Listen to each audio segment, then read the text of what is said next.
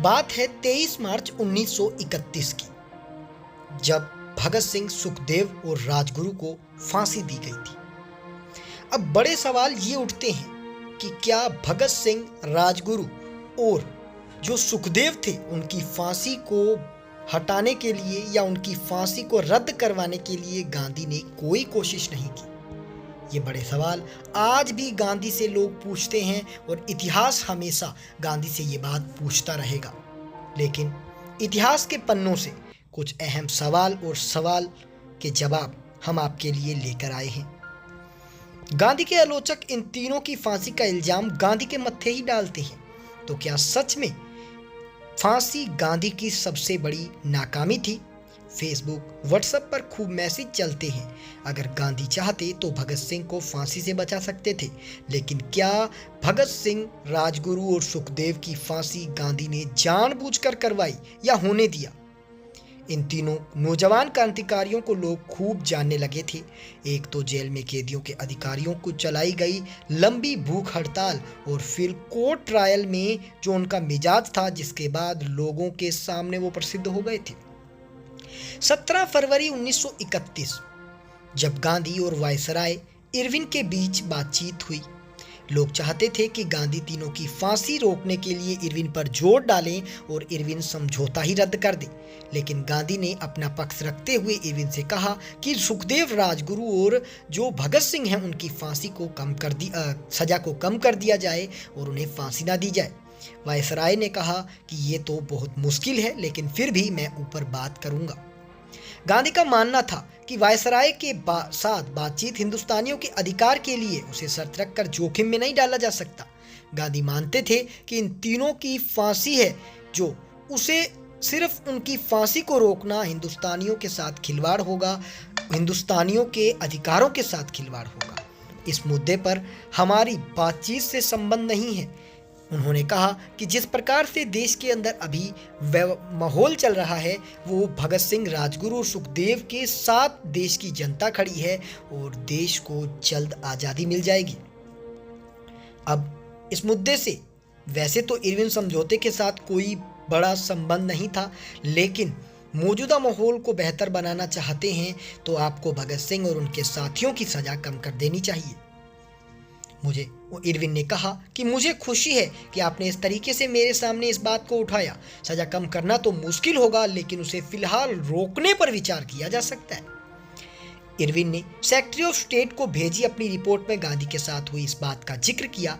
उनके मुताबिक चूंकि गांधी अहिंसा में यकीन करते थे, इसलिए वो किसी भी जान के लिए जाने के खिलाफ नहीं थे, मगर उन्हें लगता है कि मौजूदा हालात बेहतर बनाने के लिए सजा को अभी वर्तमान के अंदर थोड़ा आगे बढ़ा देना चाहिए।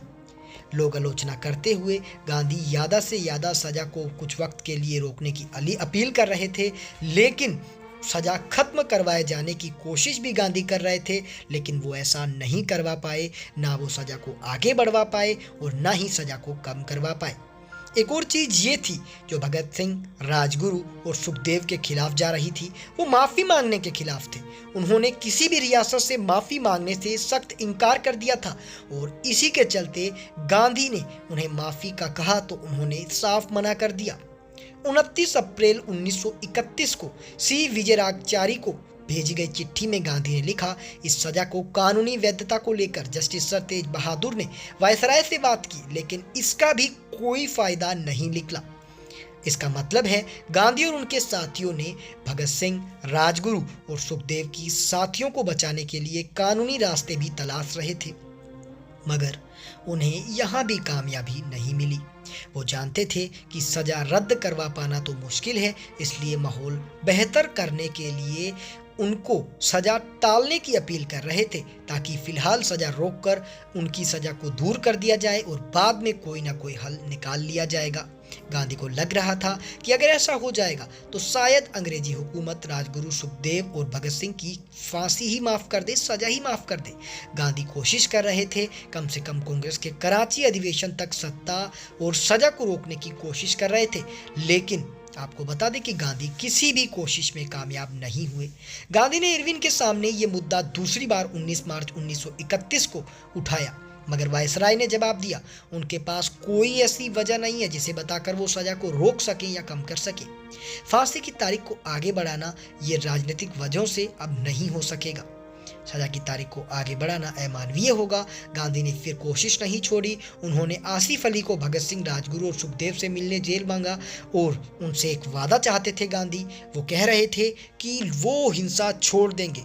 गांधी को लगा कि अगर ऐसा वादा मिल जाता है तो शायद इनकी सजा को माफ़ करवा दिया जाए या कम करवा दिया जाए। मैं दिल्ली से लाहौर आया ताकि भगत सिंह के मिल सकूं। मैं भगत सिंह से एक चिट्ठी लेना चाहता था। वो रेवोल्यूशनरी पार्टी के साथियों के नाम होते, जिसमें भगत सिंह अपने क्रांतिकारी साथियों से कहते हैं कि वो हिंसा का रास्ता छोड़ दें।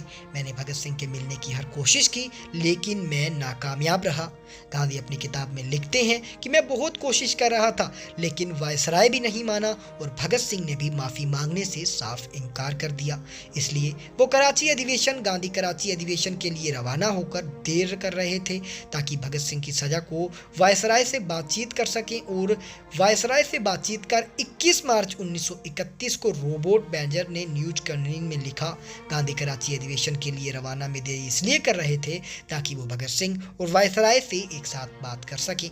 अब कुछ लोग तो तरह तरह की बातें करते हैं। गांधी ने भगत सिंह को बचाया, नहीं बचाया, बिना तर्क के व्हाट्सएप यूनिवर्सिटी पर आया ज्ञान ही वो परोस देते हैं और ये सबसे बड़ी झूठ की निशानियां होती हैं।